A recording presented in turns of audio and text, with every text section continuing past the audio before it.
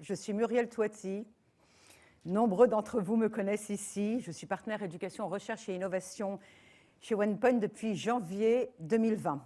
Avant de rejoindre OnePoint, je le dis toujours, j'ai fondé, j'ai présidé en France pendant 17 années la représentation du Technion, qui est l'Institut technologique israélien, fer de lance de l'innovation à l'échelle mondiale, qui est situé en Israël, à Haïfa, dans le nord du pays. Je suis très heureuse d'ouvrir cette deuxième édition de l'événement annuel de l'Institut, qui s'annonce riche et intense, journée qui se clôturera vers les 19h avec la prise de parole de notre président fondateur David Layani, puis celle d'Olivia Grégoire, ministre déléguée chargée des PME, de l'industrie et du commerce et de l'artisanat. Et puis, hélas, notre secrétaire d'État à la biodiversité, Sarah El Haïry, vous n'êtes pas sans savoir qu'elle est enceinte et donc ne pourra pas se joindre à nous, mais elle sera avec nous dans la pensée. Je vous salue d'abord tous les participants déjà présents. Sachez que plus de 550 personnes ont répondu présents à notre invitation, donc ils vont arriver au fil de l'eau de cette journée. Sachez également, comme Martha le précisait, qu'au 3e étage, nous avons l'atelier où vous avez les showrooms, des solutions technologiques et innovations que nous avons développé intra-extramuros dans le cadre de l'Institut OnePoint, que vous aurez tout loisir de visiter. Le professeur Danny Schertman, prix Nobel de chimie 2011, pour la découverte des quasi-cristaux non périodiques du Technion, ne sera pas des nôtres en physique. Vous n'êtes pas sans savoir le contexte en Israël. Son vol a été annulé. Il le regrette amèrement, mais en revanche, nous aurons la chance de la voir après nos interventions d'introduction en visio. Et à ce titre, permettez-moi, dans ces jours sombres, avec toute la famille OnePoint, d'adresser toute notre solidarité, et je pense qu'elle sera collective ici, à Israël et au peuple israélien, mais également aux populations civiles palestiniennes, victimes de la barbarie et de l'obscurantisme. Permettez-moi aussi d'adresser, avec nous tous nos sentiments de profonde tristesse et d'effroi suite à l'assassinat de Dominique Bernard, professeur de français dans des écoles, l'école, temple du savoir et de la connaissance, 3 ans exactement avec celui de Samuel Paty, comme vous le savez tous, et puis hier, ce qui s'est passé à Bruxelles. Nos valeurs républicaines, nos valeurs citoyennes, d'humanisme et de diversité œuvreront et combattront toujours pour le progrès et pour que les ténèbres n'éteignent jamais l'obscurantisme. OnePoint, où vous êtes ici aujourd'hui, architecte de la transformation des entreprises et des organisations, cabinet de conseil de technologie pluridisciplinaire, accompagne ses clients et partenaires du secteur privé et du secteur public, toujours dans un monde en anticipation et en prospective. Et nous le constatons tous les jours, toujours dans un monde aussi incertain. Notre maison, pour ceux qui la connaissent, met l'humain au cœur du réacteur. L'humain au cœur du sujet, la technologie allant à toute allure, elle n'est que moyen pour répondre aux enjeux des grands défis du XXIe siècle. 3500 talents, comme j'aime les appeler, de très belles âmes habitent notre maison. C'est une richesse humaine incroyable. Elle vient de tous les horizons et de toutes les expertises. Les lieux de travail, les lieux de vie, vous êtes là, ici, vous le voyez, que ce soit ici, dans toutes nos belles régions de France et en dehors de l'Hexagone, sur le reflet de notre ADN, sur le reflet de nos valeurs, l'élégance, l'ouverture, l'authenticité, qui stimule au quotidien le courage et l'engagement. Ce sont nos valeurs et on les incarne au quotidien tous les jours. Chaque collaborateur dans ces lieux, propices à la créativité, à la liberté de faire, sont les protagonistes de leur récit professionnel. Ce sont eux les acteurs. Nous le savons tous, afin de déterminer une position dans un monde en perpétuelle évolution et définir la valeur qu'elle va créer, une organisation, et d'autant plus comme la nôtre, ne peut pas faire l'économie de la recherche. La recherche est le fondement, le socle même de la valeur, de la création de valeur et de l'innovation pour générer de la croissance et pour répondre aux enjeux du marché et en cela répondre aux enjeux de la société. Mais c'est à condition que cette organisation évolue dans un écosystème pluriel, dans un écosystème transverse qui associe les acteurs publics et les acteurs privés pour assurer ce trait d'union entre la connaissance des marchés, les ambitions sociétales et environnementales partagées et les programmes de recherche qui contribuent à leur développement. Et c'est dans cette perspective qu'il nous a semblé impératif, mon cher Erwan, de créer l'Institut OnePoint il y a 2 ans, le pôle transverse de notre maison qui structure et centralise toutes nos activités de recherche et de développement. Architecte des grandes transformations, OnePoint voit en sa preuve de concept tous les jours chez lui. L'Institut en est une parfaite illustration. Enrichir, et c'est ça qui est très intéressant, notre propre modèle d'entreprise à un modèle de création de valeur et de développement de solutions technologiques, le passage serein, rapide, du laboratoire à la place de marché, oserais-je dire serein et décomplexé dans une dynamique entrepreneuriale qui accompagne nos talents intra- et extramuros à entreprendre et à nos chercheurs à être les entrepreneurs d'aujourd'hui et de demain. Notre dynamique de recherche et de développement et d'innovation est portée par la matérialisation et la valorisation de la recherche. C'est ce que nous faisons dans l'Institut. Il apporte, l'Institut, une culture de l'applicabilité et de la diffusion des travaux et traduit les défis sociétaux en connaissances et en solutions valorisables. Mais cela, chers amis, exige l'effort de concilier le temps court avec le temps long, et en cela, l'exigence de réconcilier croissance et progrès. Avec nos partenaires académiques, et vous êtes nombreux ici sur tout notre territoire, nous travaillons à développer des connaissances sur des expertises aussi variées que l'intelligence artificielle, les IA génératives, l'éthique, la confiance numérique, la cybersécurité, la santé, les transitions énergétiques et également, et on y tient dur comme fer, les sciences humaines et les sciences sociales, car nous croyons en l'hybridation des compétences et des expertises. La réussite de ces collaborations est assurée, ça ne passe que par cela. Une relation construite sur la transparence, sur la compréhension mutuelle, sur la confiance et aussi sur l'alignement de nos intérêts respectifs. Sinon, ça ne passe pas. Chez OnePoint, nous recrutons des chercheurs entreprenants. Et je fais un petit écho à l'école OnePoint parce que OnePoint est également une entreprise apprenante. Et dans le cadre de l'école OnePoint, nous avons initié l'année dernière une formation singulière, disruptive, qui n'existe nulle part ailleurs, la formation chercheur-entreprenant, pour travailler la posture, pour travailler les compétences douces, mais en les équilibrant en des compétences dures, parce que nous partons du postulat de base qu'un chercheur fondamental doit avoir des connaissances sur qu'est-ce que c'est une stratégie marketing, qu'est-ce que c'est un business plan et qu'est-ce que c'est la culture de la levée de fonds, associée évidemment à la posture de l'audace, de la créativité et de la conquête de l'inconnu, voire même du connu. Donc nous recrutons des chercheurs entreprenants chez OnePoint. Nous avons aujourd'hui plus de 40 chercheurs sur des thématiques variées, je les ai cités. Plus de 60 collaborateurs sont impliqués directement dans nos activités de recherche et de développement et d'innovation, des anthropologues, des ethnologues, des psychologues du travail, des chercheurs de recherche. Plus de 150 collaborateurs, chercheurs ou non, sont impliqués dans nos travaux de recherche. Et en cela, nous œuvrons de façon exemplaire, et j'y tiens beaucoup, parce que nous sommes en la matière un modèle exemplaire, de rapprochement entre le monde de la recherche publique et le monde de l'entreprise.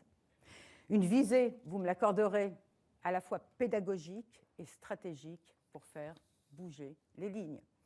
Chez OnePoint, nous sommes convaincus que la valeur ajoutée prend racine dans la complémentarité, la diversité et l'acceptation de l'altérité, ma chère Lumna. Nous avons choisi de thématiser cette deuxième édition sur la thématique « Comment la société se représente-t-elle son futur ?» Quel débat! Des intervenants prestigieux, connus et reconnus, nous feront l'honneur de leur présence et partageront leur point de vue lors de ces 3 tables rondes successives de la journée, et je tiens ici à les remercier chaleureusement. Nos collaborateurs, nos porteurs de projets qui sont venus de toutes nos régions de France, nos partenaires, sont présents tout au long de cette journée pour vous accompagner et pour vous présenter sur les stands, nous le disons tout à l'heure, toutes les solutions technologiques déployées dans le cadre de l'Institut, mais également tous nos laboratoires communs que nous avons menées, que ce soit avec Télécom Paris, avec l'ESSEC ou encore avec le CEA. Pour clôturer, une note personnelle. Je dois vous dire que quand je suis arrivée chez OnePoint, avec cette initiative de créer cet institut, parce que je savais qu'il y avait en moi cette vérité pour un cabinet conseil et technologie comme OnePoint, qu'un institut était un point d'orgue. Mais ce n'était pas nécessairement une évidence biblique, comme on dit. Il a fallu beaucoup travailler dans l'acculturation et les consciences collectives de nos amis dans la maison OnePoint. Mais vous le savez tous ici. Et si vous ne le savez pas encore, vous allez le découvrir. OnePoint est bien au-delà d'un cabinet de conseil et va bien au-delà des évidences. C'est un écosystème vertueux qui, par son excellence et sa singularité, et par l'aura et la vision de David Layani, que vous rencontrerez ce soir, du talent de nos collaborateurs, offre cette ouverture d'esprit pour raisonner, pour remettre en question toujours, pour agir concrètement. Implication, hybridation, anticipation, action sont les 4 thématiques aujourd'hui de notre événement. Et chez OnePoint, je ne cesserai de le dire jamais, ce que l'on dit, on fait, et nous l'avons fait avec l'Institut. Mes remerciements chaleureux vont donc vers David pour sa confiance indéfectible depuis la jeunesse, ainsi qu'à mes frères d'âme.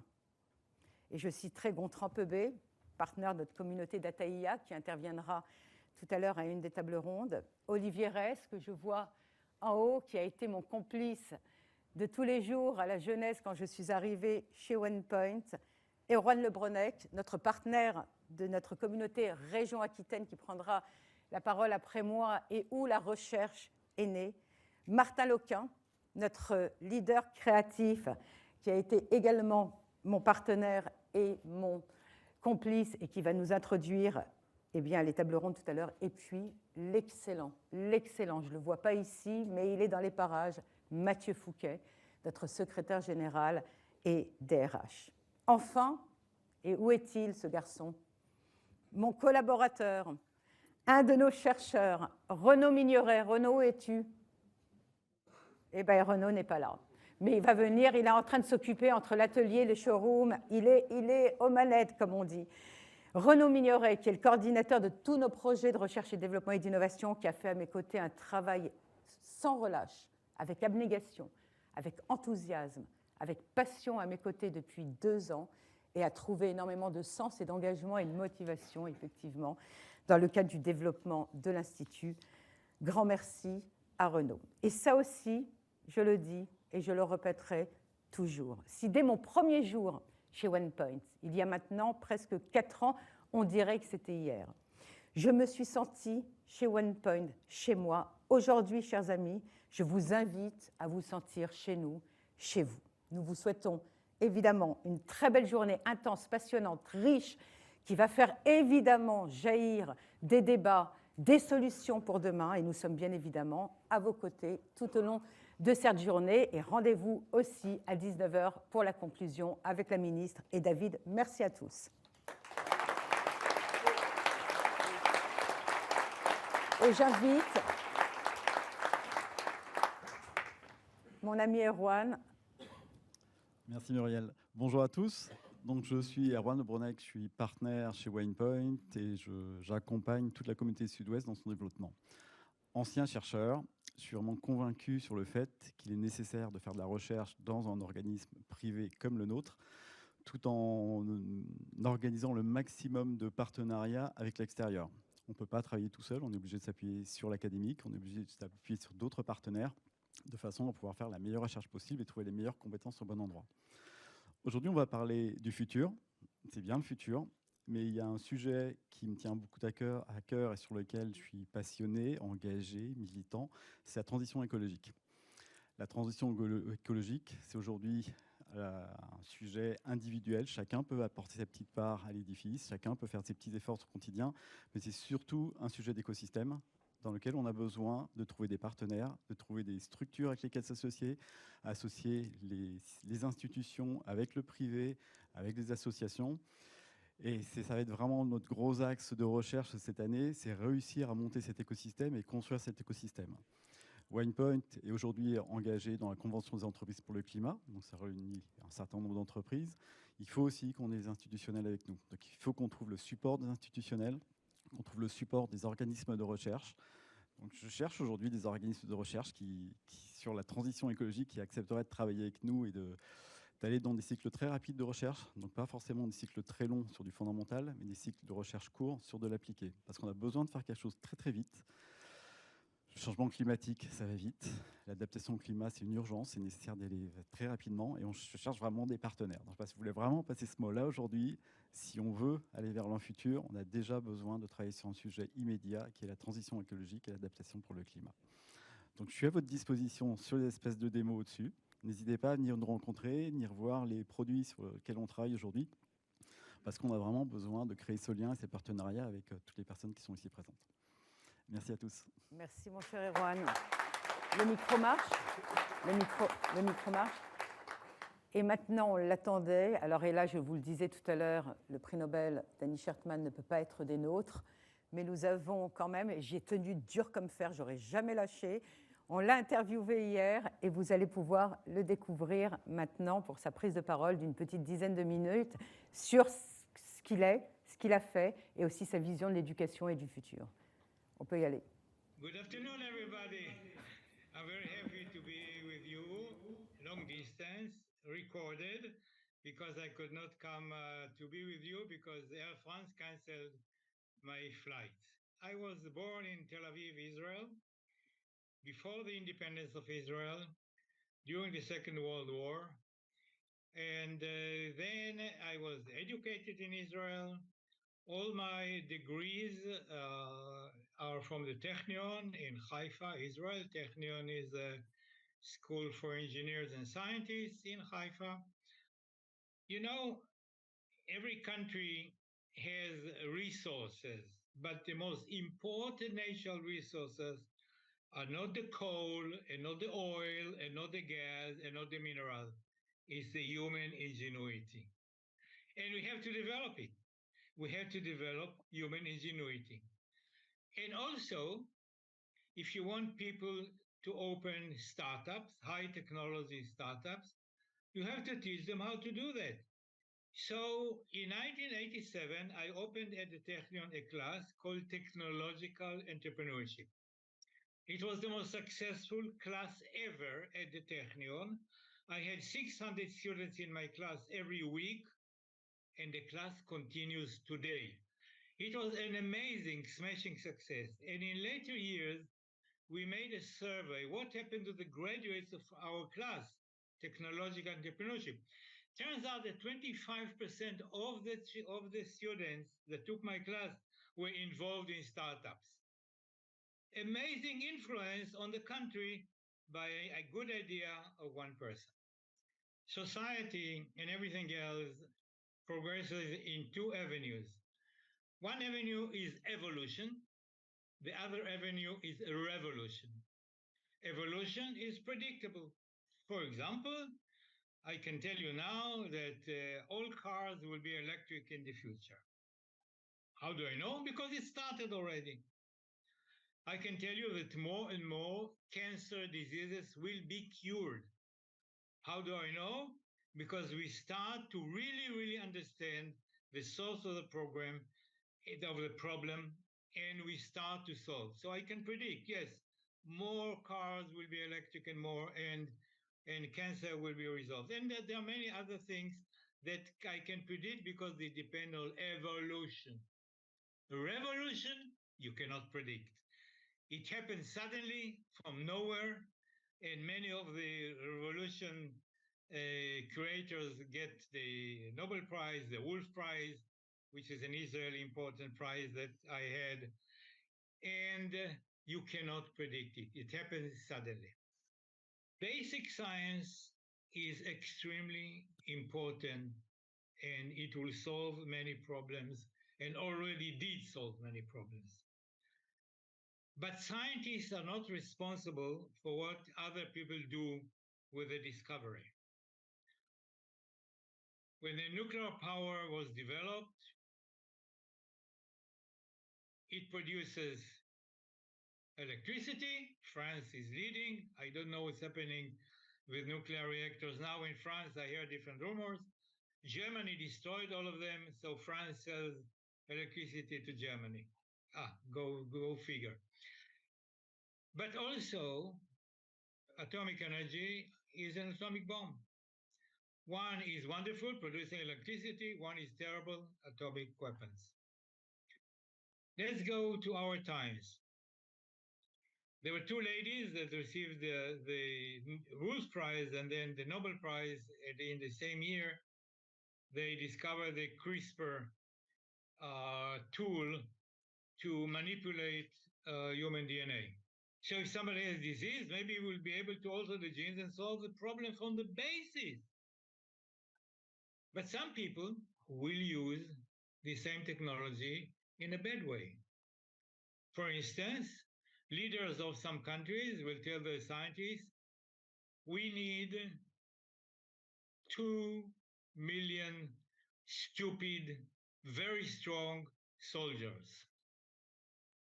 Go make them. And they can. They can do that. Will it be used this way? I hope not. But the tool is there to solve problems and to create problems.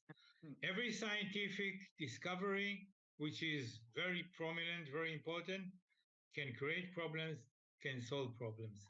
We, the scientists, are not responsible for that. Our responsibility is to understand nature. And when we understand it, we declare to the world, here is something new, and we discovered it. What they do with it, not up to us. I discovered quasi-periodic materials. These are crystals in which the atoms are ordered. They are arranged in an order, but the order is not periodic. Okay, this was my discovery. But then came the mathematicians and developed the mathematics of the field. And then came the physicists. They developed the physics. And the chemists developed the chemistry. And the engineers developed different appliances, different applications of the discovery, and so on and so forth. Interdisciplinarity is extremely important, but not only is it important, it happened.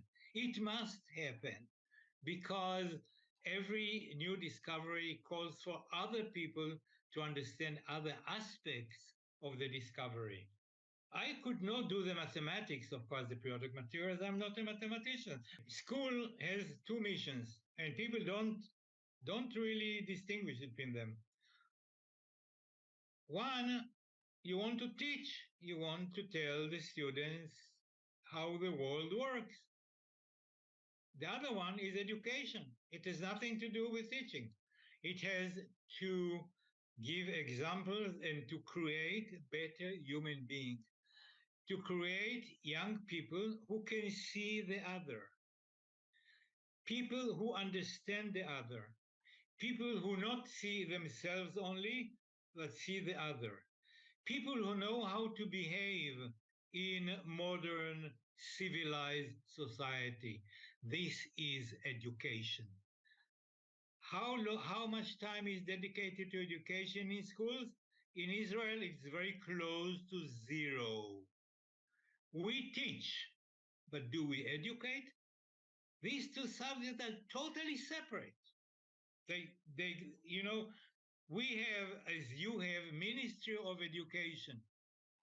The Ministry of Education educates, or do they teach? If they only teach, they should be called Ministry of Teaching or Ministry of Knowledge. In my country, my Ministry of Education does not do education. The time which is dedicated to education is minimal. Education, people say, oh, education should come from home. Part of it, I agree. But what is home? Home is a previous generation. They were also educated by the same system. And if they were not educated, how can they educate their children? So we need to start educating. We need to start to show young people to see the other, to listen to the other, to see the needs of the other, to be good human being. We call it to be a mensch. Life is an unbelievable rare gift. There is nothing compared to this. So appreciate the fact that you are alive, and also appreciate the fact that your neighbor and your friends and your foes are also alive. They are lucky like you. Don't hurt them. Don't hurt the amazing gift that they were giving. You know what the problem with this gift? It has an expiration date. One day, it's finito la commedia. That's the end of that. While you live, do the best for you, for your family, for humanity, and keep healthy and be good people.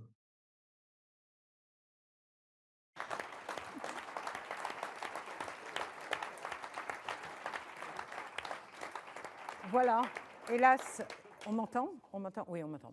Hélas, il n'a pas pu être des nôtres, mais on a eu cette chance-là, et c'est vrai, soyons, et surtout au regard du contexte actuel, des personnes dotées de notre sensibilité, de notre humanité et de notre rage de combattre tout ce qui est ténèbres et obscurantisme. Mon cher Martin, sur ces notes, je te laisse la parole.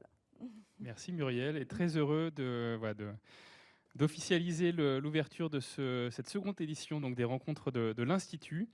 Moi, je vais être là pour, avec un rôle un petit peu ingrat, parce que je vais essayer de m'assurer qu'on termine à temps les différentes interventions. Vous me verrez régulièrement faire des allées-venues sur la scène, pour s'assurer qu'on préserve aussi du temps d'échange avec nos chercheurs entreprenants. Pour ceux qui n'ont jamais vu un chercheur entreprenant, c'est au troisième étage. Je vous invite à les découvrir, et ils sont très heureux de vous présenter les démos et les travaux qu'ils ont eu à souhait et à cœur de préparer pour cet après-midi.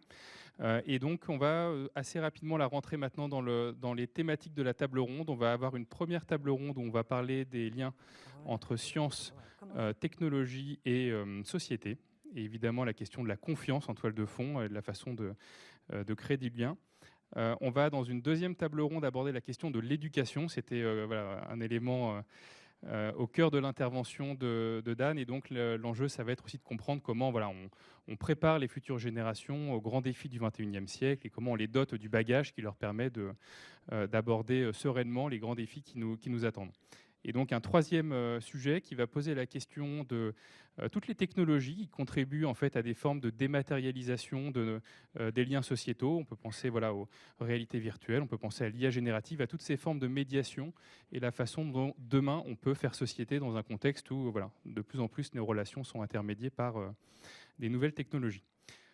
Le dénominateur commun de ces trois tables rondes, vous l'avez compris, c'est comment la société se représente son futur. C'est une thématique qu'on a construite collectivement avec les membres du conseil scientifique de l'Institut, dont certains, dont la plupart vont intervenir cet après-midi.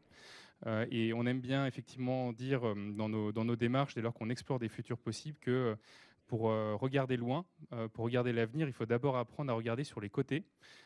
Et c'est quelque chose, vous allez voir, d'assez structurant dans les échanges. On a vraiment essayé de mixer différentes disciplines, différents regards sur ces thématiques, des acteurs institutionnels, des chercheurs, des entrepreneurs, des industriels.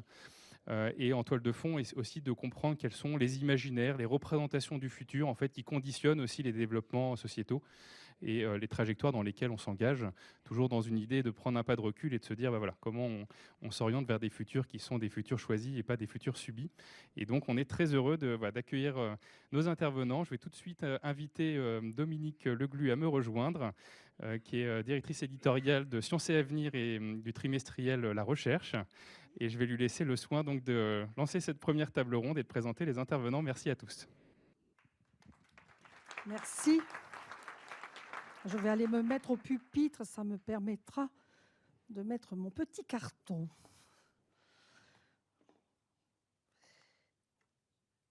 Bonjour à toutes et tous. Merci à Muriel Toiti de l'invitation qu'elle m'a faite et à OnePoint. Invitation à modérer cette table ronde d'1 heure. Donc, comme nous sommes déjà un tout petit peu en retard, peut-être que je rabioterai pour la fin. Avec Philippe Kourilski, que j'invite à s'installer près de nous.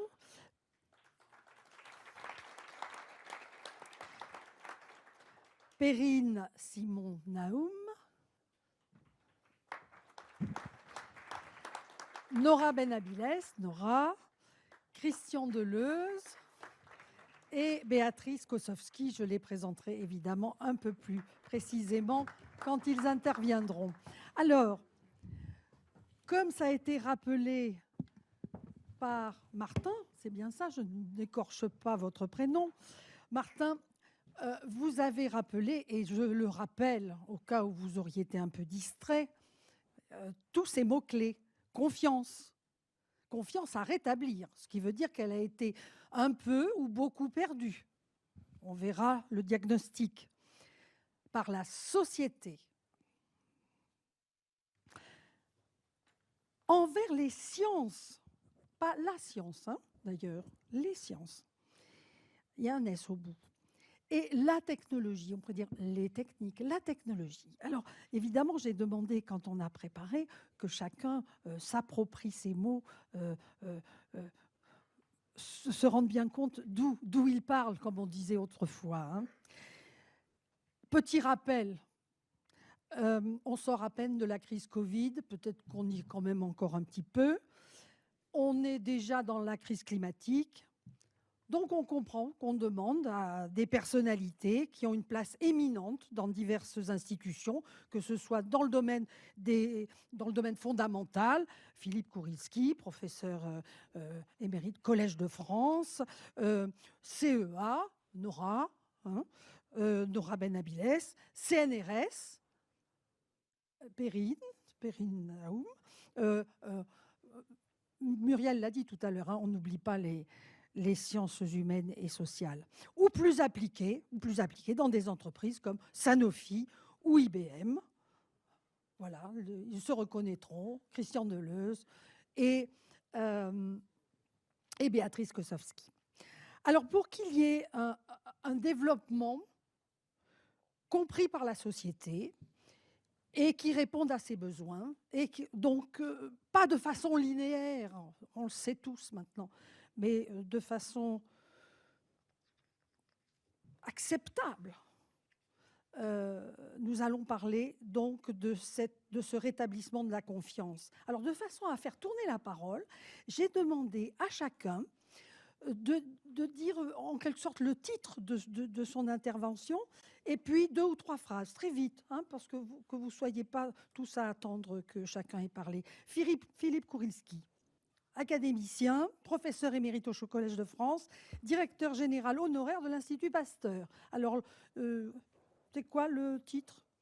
Alors, mon titre était « Plus de complexité et de probabilité impose plus de discussion et moins d'idéologie ». Voilà. Bon, quand vous aurez tout oublié, vous souviendrez de ça. C'est le principe.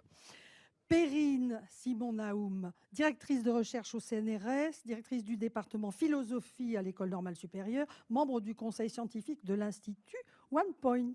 Vous êtes chez vous, là. Et donc, vous dites quoi ? Bien, je dis que mon titre a changé depuis une semaine parce qu'il ne pouvait pas ne pas changer.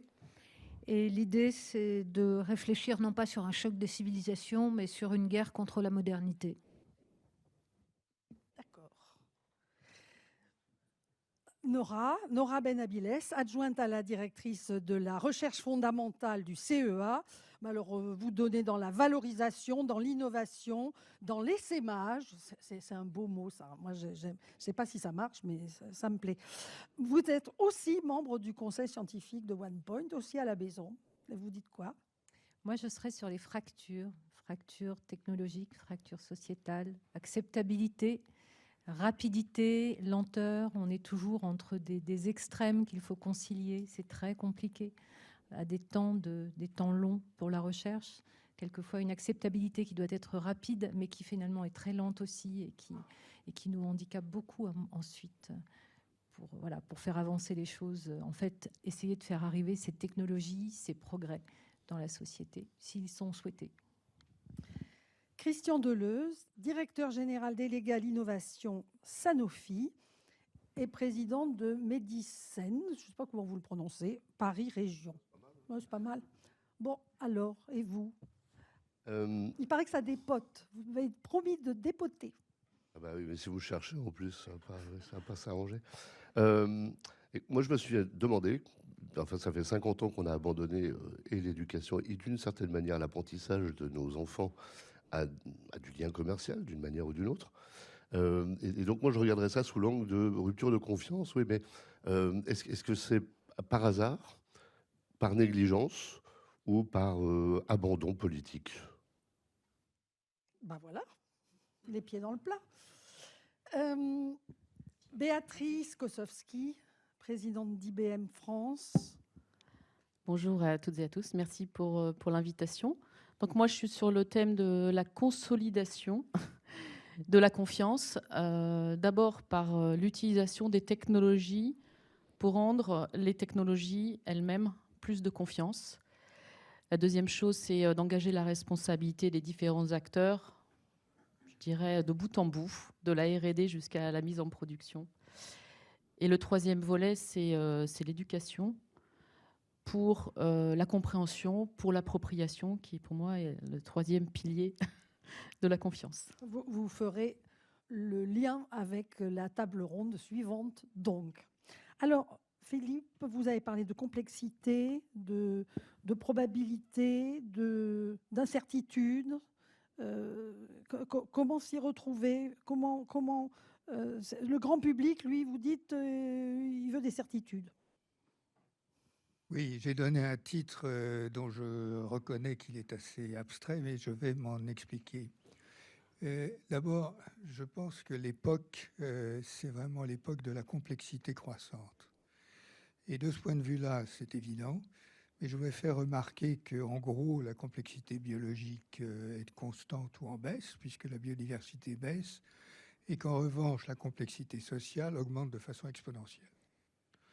Parce que nous sommes plus nombreux, parce qu'il y a plus de communication, parce que blablabla. Bon, ça c'est un point. Les conséquences de cette augmentation de la complexité sont mal comprises. Premièrement, il y a une éducation à la complexité, qui est plus qu'un enseignement de la complexité, sur lequel je ne reviens pas, mais qui est un point extrêmement important, parce que l'éducation à la complexité impose une éducation à la tolérance. Je n'ai pas le temps de m'y arrêter. Maintenant, cet accroissement de la complexité touche évidemment la science. La science est plus complexe, gère de plus en plus de données, et la science de la complexité habite la biologie, l'immunologie, les algorithmes, blablabla, etc. Bon, donc, la question, c'est comment est-ce qu'on fait avec ça? Alors, les scientifiques, ils se débrouillent, c'est leur boulot. En revanche, le public, il perd un peu les pédales. Bon. Et donc, il y a bien un problème de complexité, c'est pas le seul, hein, mais il y a un problème de complexité vis-à-vis du public. Et l'un des problèmes, c'est qu'à mon sens, et je voulais le dire ça en toile de fond, à mon sens, il y a une sorte de biais cognitif qui pose problème dans la communication scientifique, à savoir que nous les scientifiques, délivrons de plus en plus de probabilités et pas de certitude. Alors, le public, pour moi, il adore la certitude, enfin, une bonne partie du public adore la certitude et absolument pas les probabilités. Premièrement, les probabilités, 80% des gens ne savent pas ce que c'est, ne comprennent pas, et ça leur répugne, littéralement. Bon. Deuxième problème, c'est qu'il y a une question de doute. Et ça, c'est une notion qui habite la science depuis toujours, à savoir que la science, la recherche, c'est le doute. Et beaucoup de gens dans le public confondent la science consolidée avec la science en train de se faire, c'est-à-dire la science qui doute d'elle-même et de ses résultats. C'est un point tout à fait capital. Et j'ai coutume de dire que si, sous Pythagore, il était relativement logique de discuter si la Terre était ronde, aujourd'hui, c'est une absurdité, c'est une connerie totale. Bon. Donc, il y a bien un moment où les certitudes s'imposent. Et le problème que nous avons va rejoindre un problème de rapidité, à savoir que, comme on communique la recherche en train de se faire, on est forcé de communiquer du doute. Ceux qui communiquent des certitudes sur la recherche en train de se faire ne sont en généralement pas les meilleurs scientifiques. Voilà, c'est ce que je voulais dire essentiellement en toile de fond. en insistant sur cette notion de la complexité qui rejoint bien entendu celle de système, etc., etc. Je ne vais pas faire plat. Mais en gros, pour moi, c'est quelque part le nerf de la guerre de communication. C'est arriver à faire comprendre cette complexité, à la communiquer sans inquiéter, sans etc. Bien entendu, on a vu ça avec la vaccination anti-Covid, et là-dessus, je pourrais y passer des heures, mais je ne vais pas le faire. Voilà. Merci Philippe Kurilski. Je pense qu'on pourra revenir, on pourra revenir ultérieurement sur d'autres choses, puisque vous parlez de la science en train de se faire. Les règles de déontologie qui doivent s'imposer, mais c'est un autre sujet encore. Perrine, Simon Naoum, quand nous avons préparé cette table ronde, les premiers mots que vous employiez, sauf si j'exagère, c'était savoir et autorité du savoir. Donc, pour rétablir la confiance, il faut des gens qui aient cette autorité ou au contraire qui sachent la dissimuler pour mieux faire passer des notions. De quoi vouliez-vous parler quand vous avez dit autorité du savoir ? Alors de quelque chose que, évidemment, comme je l'ai dit, je reformulerai aujourd'hui, parce que quand on s'est parlé, c'était il y a 10 jours, et en 10 jours, je pense que d'une certaine façon, les choses ont basculé. À savoir qu'il faut absolument prendre conscience aujourd'hui que les ennemis de la démocratie sont aussi les ennemis de la science. C'est-à-dire que finalement, les attaques proférées contre l'une et l'autre participent de la même subversion idéologique. Et ce que nous assistons, c'est ce que Thérèse Delpech, en 2005, dans un livre prémonitoire, appelait l'ensauvagement. L'ensauvagement a précisément à voir avec ce dont on nous a entretenu tout à l'heure, à savoir apprendre à connaître, à s'ouvrir aux autres et apprendre à discuter avec eux. Qu'est-ce que c'est que l'ensauvagement ? Ça n'est rien d'autre que la forme violente que prend la critique de la modernité et que nous voyons se développer à travers toutes les formes de fondamentalisme et de populisme actuel. L'ensauvagement reposant d'ailleurs lui-même sur un paradoxe qui est de critiquer la science et la technologie et évidemment de se les approprier pour mieux diffuser plus rapidement son message. Et je crois qu'on en a des exemples tous les jours à travers l'invasion russe en Ukraine ou les attentats du Hamas. Alors évidemment, il suffit de regarder autour de nous pour voir que démocratie et science reposent sur les mêmes valeurs, ces mêmes valeurs qui sont la vérité, qui sont la possibilité du débat et qui sont évidemment la confiance, parce que le rétablissement de la confiance, le refus de la violence n'est finalement rien d'autre que la confiance que nous entretenons avec le monde qui nous entoure et au sein duquel nous évoluons. Et c'est pour ça que la question qui a été posée à cette table ronde me paraît prendre une profondeur supplémentaire, c'est-à-dire que faire société, c'est construire du commun, et c'est construire du commun autour de la confiance. Alors une fois qu'on a dit ça, je crois qu'il ne s'agit pas d'en rester à l'idée que les sociétés démocratiques comme la science ont partie liée, puisqu'elles reposent, je l'ai dit, sur un même socle de valeurs. Il faut aussi qu'elles fassent entendre leurs différences. C'est-à-dire qu'elles jouent sur leur complémentarité pour, en quelque sorte, donner de la chair, donner du contenu à l'universel, à l'universalisme dont nous nous réclamons tous, mais qui doit maintenant être ce qu'on appelle un universalisme concret. Et je crois que sur ce plan, les gouvernements ne peuvent pas faire comme si on se trouvait dans un laboratoire expérimental, c'est-à-dire que, évidemment, ce n'est pas à vous que je vais dire que le temps de la politique n'est pas le même que le temps de la recherche, et la décision ne se prend pas selon les mêmes principes.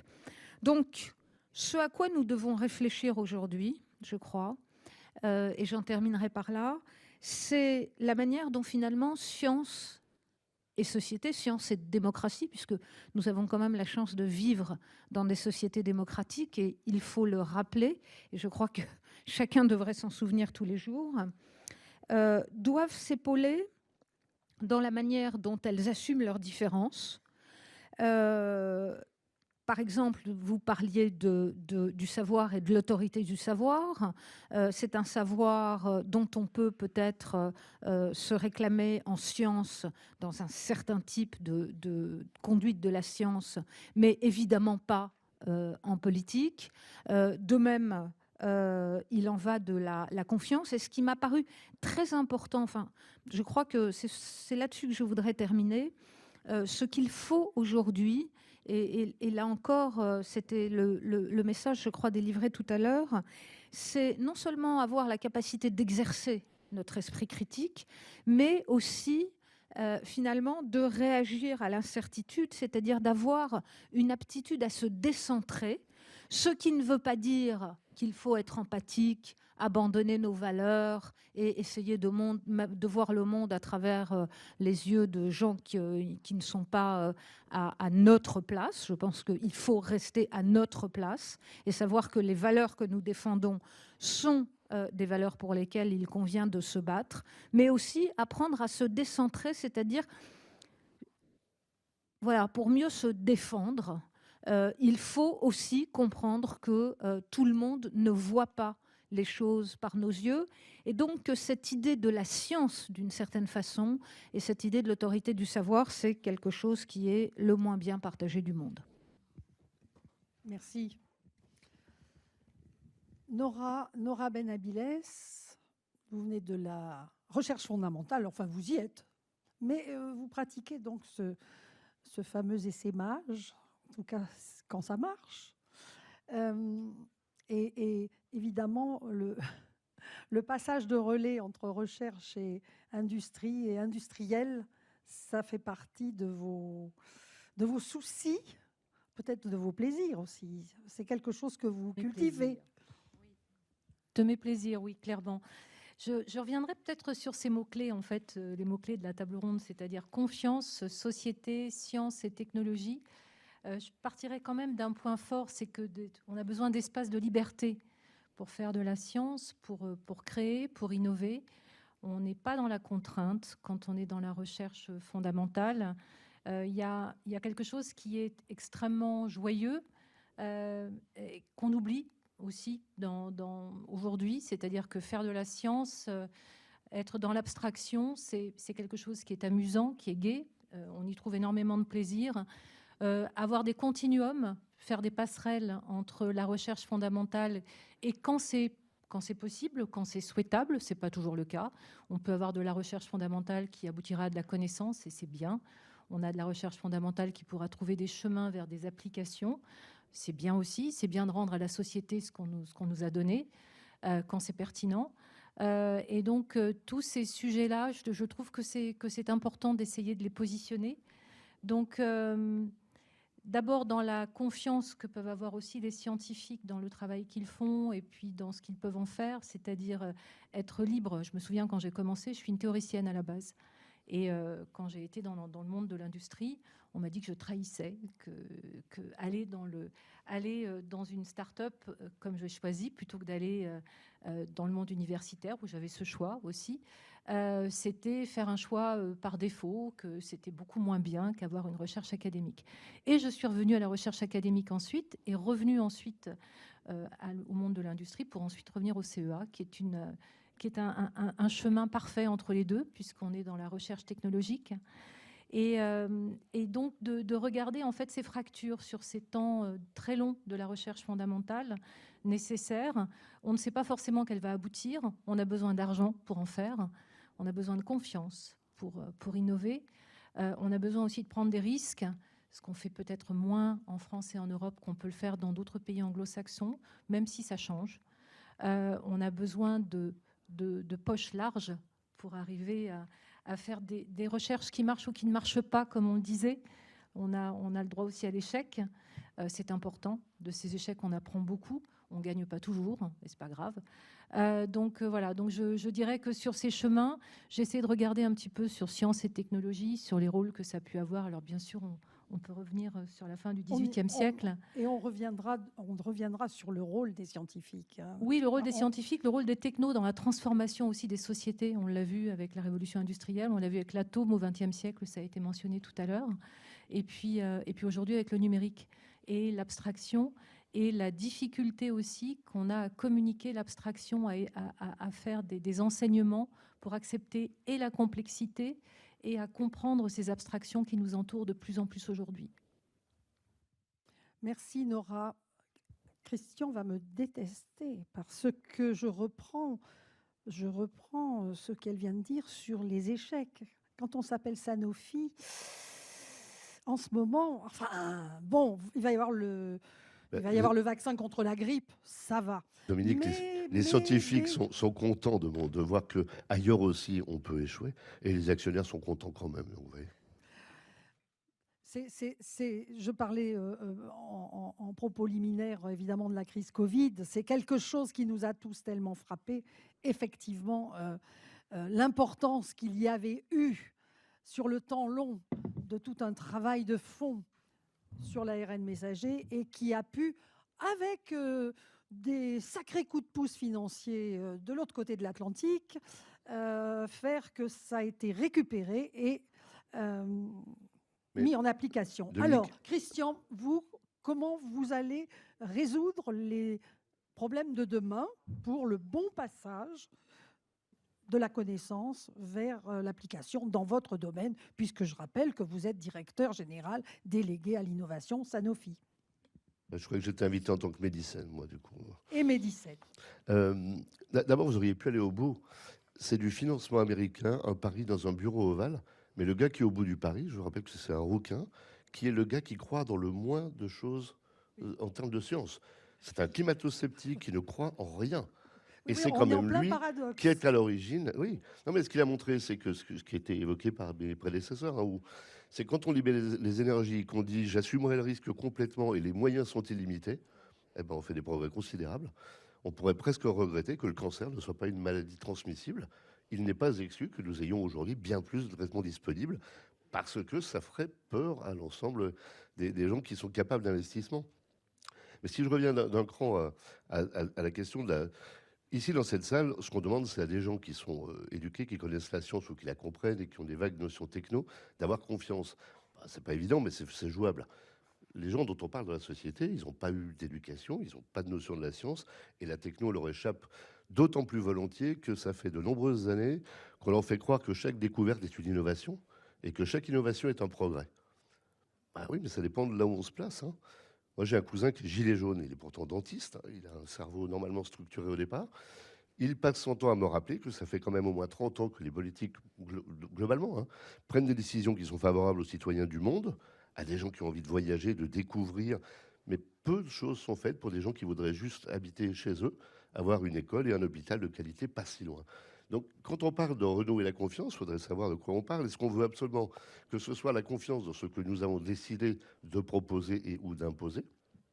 Ou est-ce qu'on répond à un besoin démocratique qui serait celui de nos concitoyens au sens le plus large? Je fais abstraction évidemment de toute la discussion que nous avons sur des thématiques de paix. Bien sûr que la lutte contre l'ignorance doit être une priorité. Mais je reviens donc à mon propos liminaire. Ça fait un moment qu'on a abandonné d'une certaine manière, à des gens qui ont des moyens illimités, les GAFAM, pour faire simple, des objectifs commerciaux. C'est pour ça que depuis tout petit, je dis à mes enfants qu'on ne parle pas de réseau social, mais de réseau d'influence, puisque 95% des gens qui sont en face de vous ont un objectif idéologique, scientifique, enfin, commercial, etc.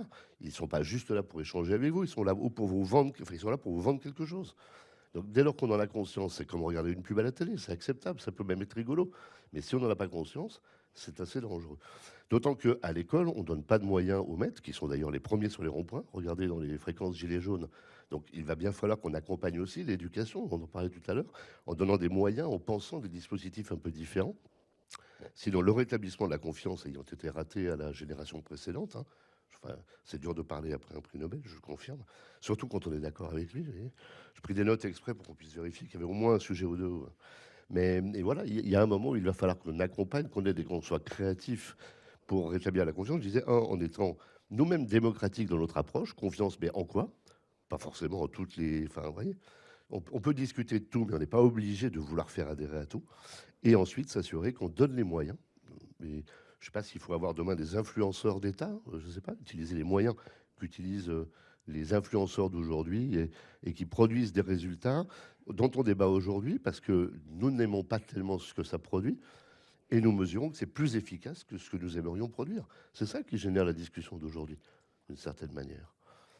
Oui, le récepteur, comme il était convenu ou les récepteurs, comme il était convenu de les appeler, il faudra se demander qui c'est qu'ils écoutent, Mais qu'entendent-ils et qui écoute-t-il? Mais il me semble, on est revenu sur, le mot éducation a été beaucoup prononcé, ça me paraît en effet essentiel. L'éducation, ça consistait à apprendre des tas de choses sur des tas de sujets différents, en débattre, en discuter et échanger avec des tas de gens pour se forger sa conscience et son savoir et sa conscience. Aujourd'hui, on confie ça à un algorithme dont l'objectif est le renforcement de ce qui a été préalablement produit. Et on voudrait qu'à la fin, ça crée de la diversité. Non, ça forme. Il n'y a plus de courbe gaussienne d'idéologie, je dirais. Ce qui faisait le vivre ensemble, c'est la vision gaussienne de la société. Si vous mettez plus que des lignes de personnalités qui ne se joignent jamais, ne se rencontrent jamais, vous réduisez considérablement la probabilité du bien vivre ensemble, me semble-t-il, et donc de la confiance. Béatrice Kosowski, vous passez après un discours punchy. Or, ce que vous avez, ce sur quoi vous voulez insister, c'est justement, ça, c'est pas du vivre ensemble, c'est du travailler ensemble. Enfin, ça revient parfois un peu au même. Et surtout, public-privé. C'est ce qui... J'ai bien l'impression, ce qui vous ennuie, ce qui vous énerve, c'est que, en tout cas, dans la perception du public, il y en a auxquels on a envie de faire confiance tout de suite, et puis d'autres, surtout pas. L'auditoire aura compris qui est qui. Donc, c'est ça que vous voulez développer? En fait, sur cette notion de confiance, moi, je voudrais partager un peu notre regard d'entreprise qui est depuis 112 ans dans son secteur d'activité. Donc, vous imaginez les réinventions permanentes. Le cœur du réacteur, c'est vrai que ça a toujours été pour nous la R&D, sinon on ne serait pas là aujourd'hui. Et ça va de pair avec la réinvention de ce que veut dire la confiance, suivant les sujets dont on parle et l'environnement dans lequel on est. Alors, pour moi, le premier volet, c'est vraiment de miser. En fait, c'est de dire qu'on travaille à la confiance, on ne la décrète pas, bien évidemment. Et le premier volet, il est autour de la technologie et de l'usage de la technologie pour rendre la technologie elle-même encore plus de confiance. Ça paraît un petit peu simple de le dire comme ça, mais je trouve que c'est très intéressant parce que déjà, quand on regarde dans le processus de R&D, donc nous, on a quand même une activité de R&D, et puis bien sûr, on accompagne les clients jusqu'à la mise en production. Mais quand on intègre de l'intelligence artificielle, de la générative AI, et qu'on rajoute le quantique, on se rend compte que l'on a la capacité à vraiment accélérer de façon importante. Je partage avec vous un exemple d'une expérience avec Mercedes que l'on a faite en 2019 dans le domaine des batteries. Ne serait-ce que le fait d'utiliser l'intelligence artificielle a permis d'accélérer par un coef 1000 la phase amont en fait, d'ingestion de littérature technique, etc. Ensuite, la phase d'identification de matériaux ou de molécules, c'est un coef 10. Et ensuite, la phase de test, c'est un coef 100. Donc ça, c'est vraiment intéressant parce que c'est probant. On va voir, suivant les sujets, on peut avoir des variations. Mais je veux dire, ça peut vraiment avoir un impact pour accélérer.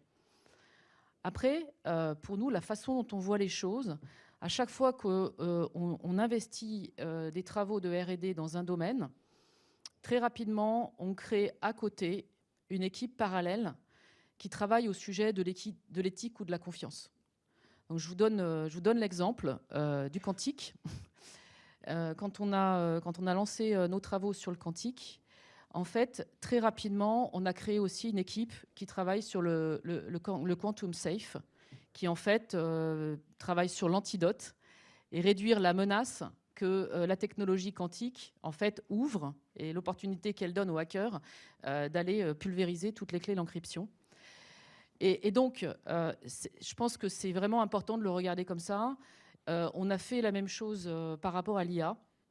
En fait, en 2012, on a créé, indépendamment des équipes de R&D qui travaillaient sur l'IA et sur Watson, en fait, on a créé une équipe qui travaillait à l'IA de confiance et à l'éthique, autour de l'IA.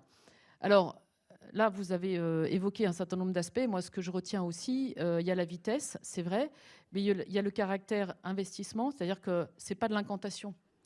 À un moment donné, il faut que les choses soient concrètes. Et notre vision, quand on a une équipe de recherche qui travaille sur la confiance et l'éthique dans l'IA, indépendamment de la poussée technologique d'autres chercheurs, ce sont concrètement des technologies, alors elles sont sorties en 2018-2019, donc ça a pris un petit peu de temps, hein, mais des technologies qui permettent de donner de l'explicabilité, de la robustesse. La robustesse, ça veut dire est-ce que le modèle il est constant et cohérent dans ses réponses. C'est de la détection de biais et de la correction automatique de biais. Et puis, plus récemment, dans ce qu'on a annoncé, c'est une plateforme de gouvernance pour que l'entreprise, quand elle adopte l'intelligence artificielle à l'échelle, elle puisse véritablement monitorer ce qui se passe, parce que ça va être partout, et ça peut vraiment partir dans tous les sens, et il peut vraiment y avoir des dégâts. Donc, en fait, nous, on tient énormément, je dirais, à l'accompagnement technologique de cette notion de l'usage de la technologie en confiance. Ça, en fait, ça va de pair avec, pour moi, l'engagement de la responsabilité des acteurs. Alors, les acteurs, c'est nous, et je dirais que c'est toute la chaîne des acteurs qui sont sur la trajectoire de la R&D jusqu'à l'usage. Donc, je pense que c'est extrêmement important d'être très visible et d'être très engagé sur les codes de conduite. Nous, ça s'est traduit, par exemple, pour l'IA, sur une déclaration de Ginny Rometty à l'époque, c'était à Davos, sur un certain nombre d'aspects justement sur l'IA, en disant la première chose qu'il faut faire, c'est nommer quelqu'un qui est le leader de l'éthique pour l'IA. Ce n'est pas possible de commencer à faire des tas d'expérimentations de l'IA sans avoir une personne qui incarne en fait cette dimension éthique. Ça a été sur le thème de la transparence, donc l'anti-effet boîte noire, et d'ouvrir les systèmes pour vraiment faire comprendre. Donc je dirais qu'il y a toutes ces dimensions qui sont vraiment très importantes pour pouvoir s'assurer que les acteurs, finalement, vont assumer leurs responsabilités. Vous avez parlé de collaboration. C'est vrai que quand, avec l'Institut Pasteur, on travaille sur la recherche pour accélérer l'identification de nouveaux traitements, quand, avec Moderna, on travaille dans le quantique et l'IA ensemble pour, en fait, optimiser l'ARN messager ou identifier d'autres molécules, c'est vrai que nos responsabilités sont engagées. Je pense peut-être la différence, c'est qu'on est beaucoup plus communicatif sur le sujet parce que le fait de se rendre visible, ça engage aussi la responsabilité. Je vois un domaine par rapport à la décarbonation où il y a un vrai sujet de confiance. C'est sur la fiabilité des données. Alors que toutes les entreprises ont de grosses obligations de reporting, et c'est là aussi où c'est intéressant d'utiliser la technologie pour donner ou redonner de la confiance sur les rapports que l'on émet. Je vous donne un exemple, et pour moi, c'est vraiment des cas d'usage que je trouve super intéressants. Là, on a un cas d'usage sur le Scope 3, où en fait, avec des modèles de générative AI, on arrive à classifier automatiquement des textes pour pouvoir en fait prendre toutes les données des systèmes finance et ERP et faire des conversions avec des ABAC, suivant les activités, suivant les pays, etc., en émissions de CO2, et du coup, changer dramatiquement, positivement, la fiabilité, en fait, du rapport du Scope 3, par exemple. C'est aussi dans le cas des entreprises qui font du carbon offset, donc qui, en fait, financent des projets de reboisement. C'est vrai qu'il y a beaucoup de débats sur la fiabilité de la capture réelle, en fait, de ces forêts.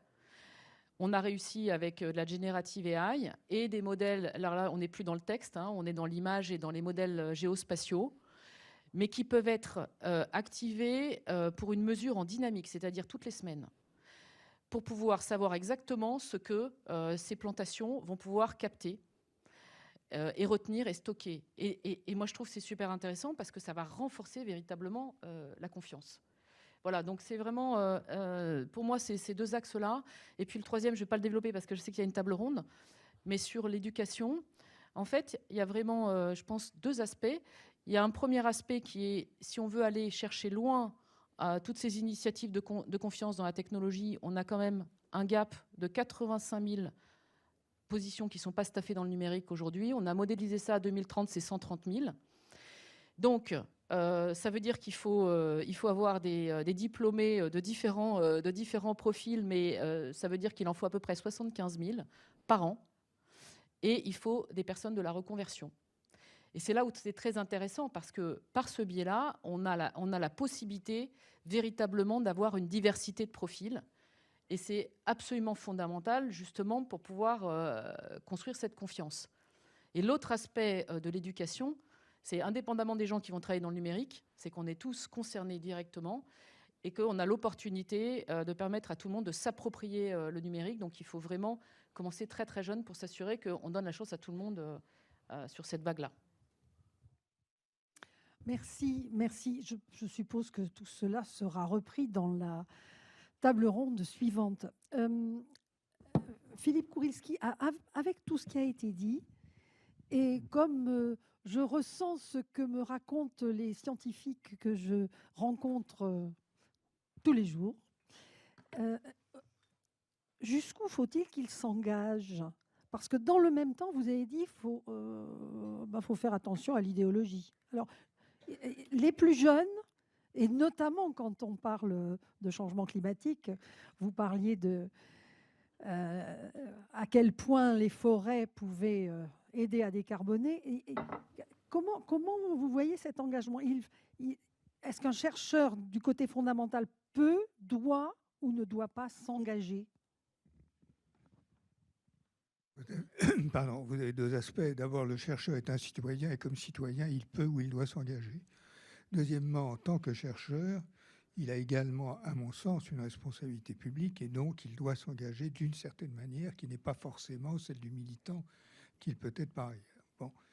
Donc il doit s'engager de quelle manière? Alors, ici, on rentre dans des problèmes de déontologie que je voudrais évoquer brièvement. Premièrement, la déontologie et faire régner la déontologie chez les chercheurs, c'est un problème. J'ai l'habitude d'utiliser un théorème qui est un peu vulgaire, selon lequel, quelle que soit la profession, il y a 10% de crétins. Bon. Donc c'est vrai chez les scientifiques. Je viens de déjeuner avec un ami qui me dit « ton théorème est faux, ça augmente ». Bon, okay.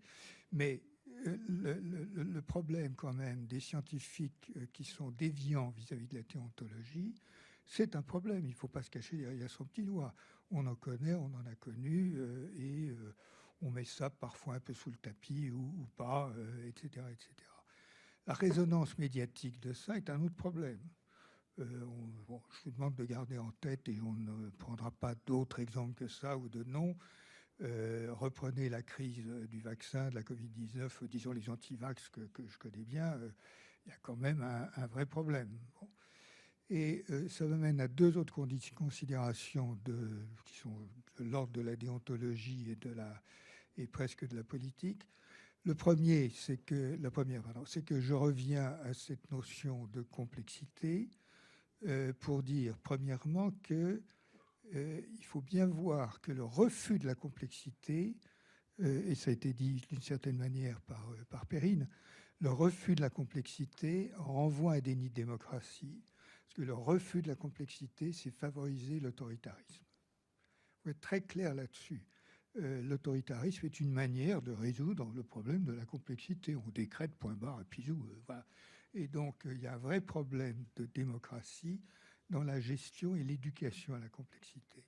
Maintenant, pour en conclure avec cet autre point, et pour revenir à votre question, dans la question de l'engagement des scientifiques, il y a un problème, me semble-t-il, d'illustration de ce qu'est la science et de ce qu'elle apporte. Et toute science confondue, que ce soit les antivax ou ailleurs, etc., et dans la science elle-même, il y a une valeur fondamentale qui est la discussion de bonne foi. Oui. Bon. D'abord, la discussion en tant que telle est constitutive du fait scientifique. Et deuxièmement, la bonne foi est totalement indispensable. Maintenant, le problème de la bonne foi avec les antivax, je vous laisse conclure. Merci. J'aurais envie de vous poser exactement la même question, Perrine. Mais laquelle était-ce? Eh bien, l'engagement. Non, c'est pas. Non, c'est le Vous pouvez problème de répondre à côté. le problème de l'engagement qui s'oppose effectivement aux philosophes, je pense, très différemment de la manière dont il s'oppose aux scientifiques. Ce qui m'intéresse en fait dans tout ce qu'on entend ici depuis une demi-heure, c'est peut-être, je dirais,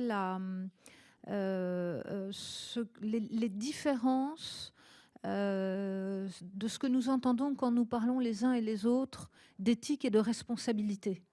Hein, ce sont des mots que vous avez beaucoup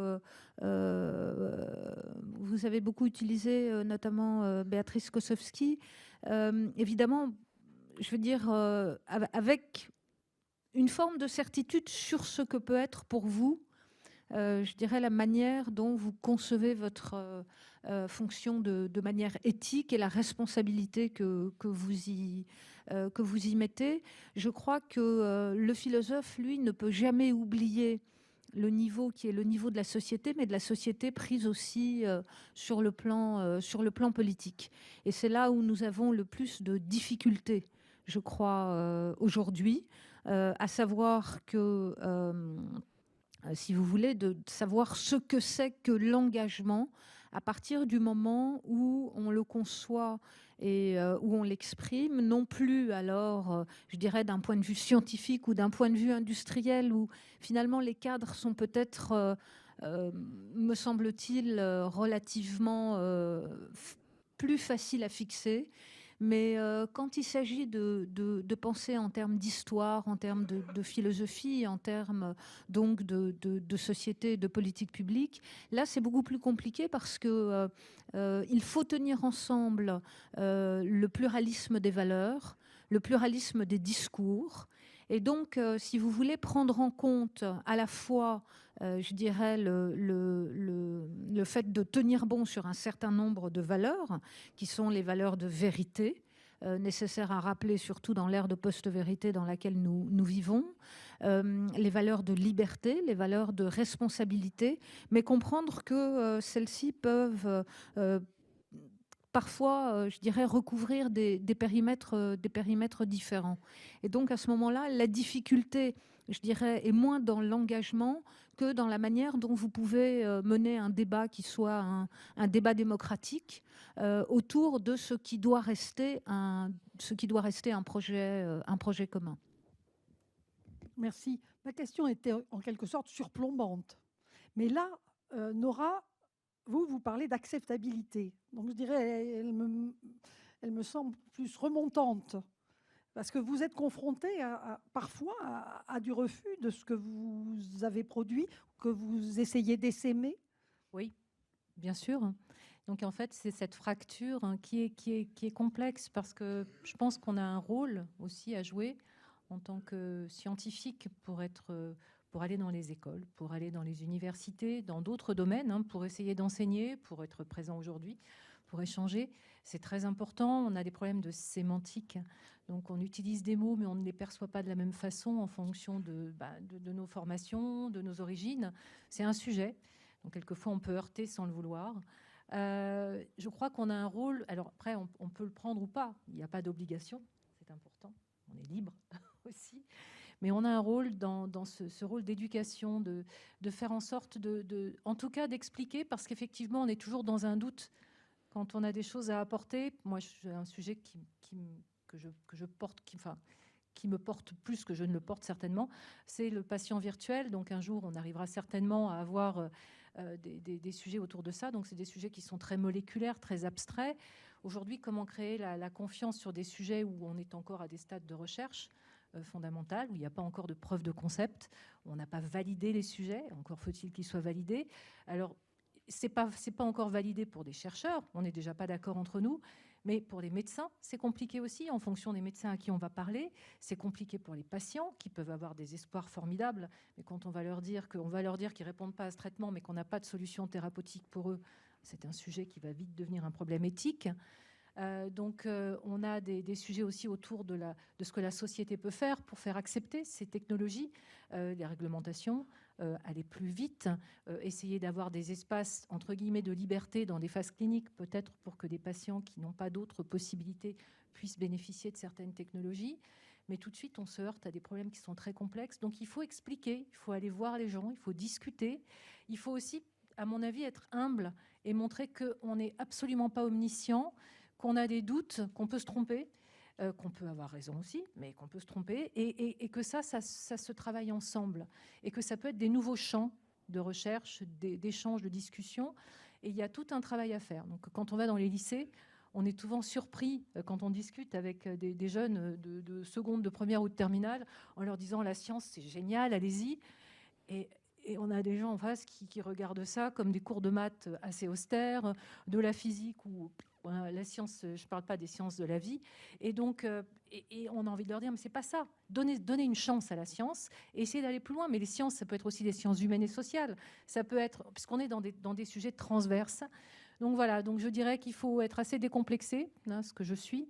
En tout cas, pour dire, moi, je fais confiance à ces sujets de science, de technologie, de l'apprentissage, de la connaissance. Et puis voilà, je pense qu'il faut vraiment qu'on travaille sur ces sujets-là. Et c'est toujours quelque chose qu'on doit remettre en permanence parce qu'il n'y a aucune certitude et on n'est jamais sûr du résultat que ça va produire. Donc à suivre. Christian Deleuze, tout à l'heure, vous avez bien dit que vous ne parliez pas à vos enfants ou à vos proches de réseaux sociaux, mais de réseaux d'influence.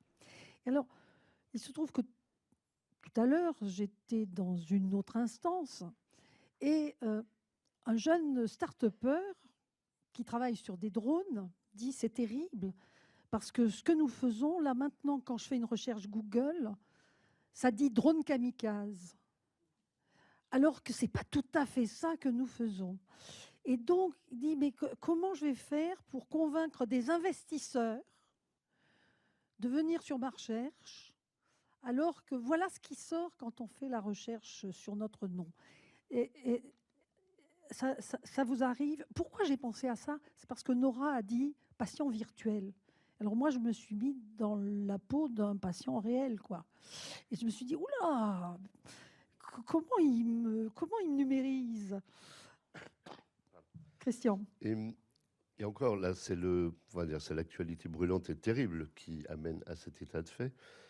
Je crains que pendant que nous ne discutons, et pour prévoir les versions ChatGPT 8, 9, 10, 12, enfin, ou tout autre sujet à venir, les services secrets russes, chinois, coréens, israéliens, américains, français, allemands sont en train de bourrer d'une manière ou d'une autre les systèmes de data pour s'assurer que l'intelligence artificielle générative de demain ressemblera précisément à l'idée qu'ils se font d'un monde heureux. Et après, chacun a le droit d'avoir une vision différente d'un monde heureux, à quelques exceptions près déjà citées. Mais donc, et là j'allais revenir à un thème de Sanofi, ça vous fera plaisir, pour dire notamment sur cet aspect de l'intelligence artificielle générative dont nul ne peut douter que ce puisse être un instrument de progrès très important, notamment dans les sciences. Il va falloir s'assurer de l'intégrité et de l'origine des données. Alors moi, je me suis souvenu, j'ai 3 propositions un peu concrètes. Donc la première, c'est qu'on crée une information d'origine contrôlée. Vous voyez, on le fait pour le vin, on le fait pour les tas de produits. On pourrait imaginer une IOC. Et en tout cas, en sciences, et au moment où on se dit le scientifique dans un monde compliqué, complexe, où on veut créer énormément de collaboration publique-privée mondiale, il faut s'assurer qu'il a au moins confiance dans les données sur lesquelles il travaille. Et si ça ne marche pas aujourd'hui, ça marchera demain. Je compte sur IBM, OnePoint, le CEA et le CNRS pour travailler le sujet et nous assurer que demain, on pourra vraiment utiliser l'IA générative sur des bases consolidées et on aura confiance dans l'intégrité des données.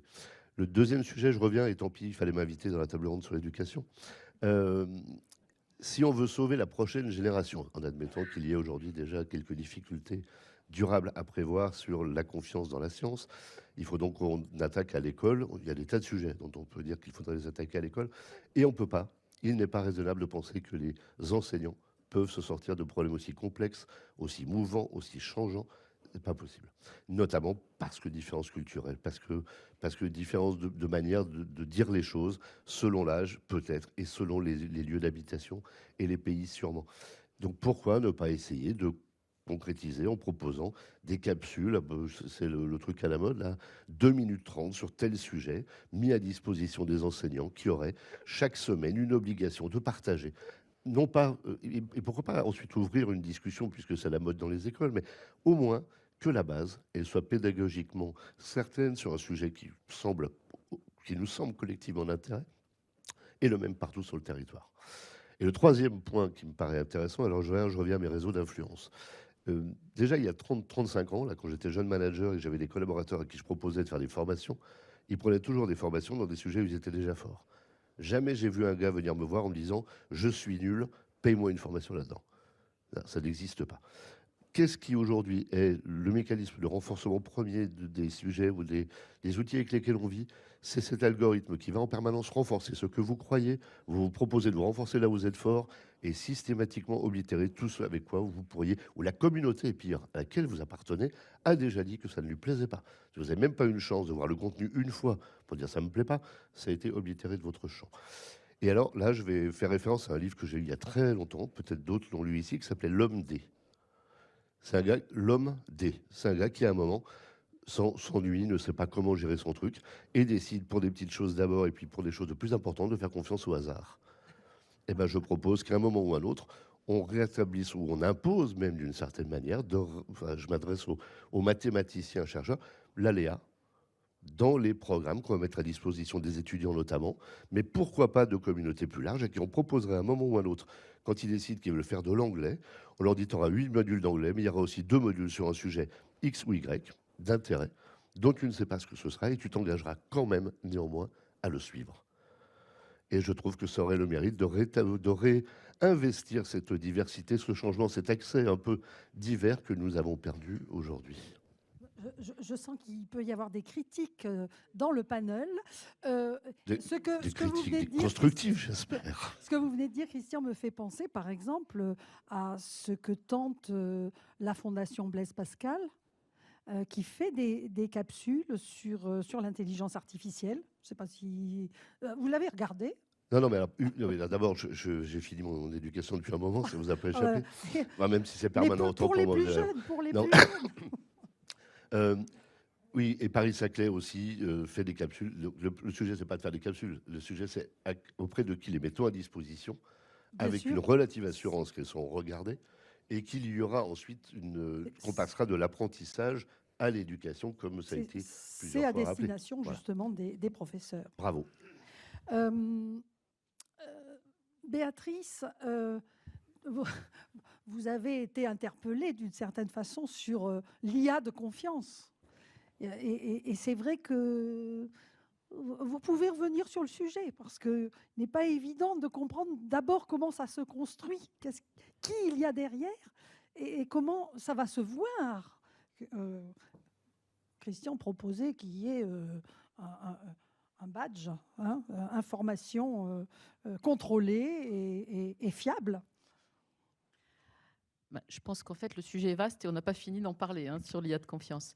Il y a des réglementations qui arrivent, auxquelles un certain nombre d'acteurs travaillent d'arrache-pied, avec notamment une notion en fait graduelle par rapport au risque. Nous, on est favorable au fait de faire jouer la réglementation en fonction du risque qui est important ou pas, qui va quand même être important pour réguler justement certaines dérives qui sont possibles.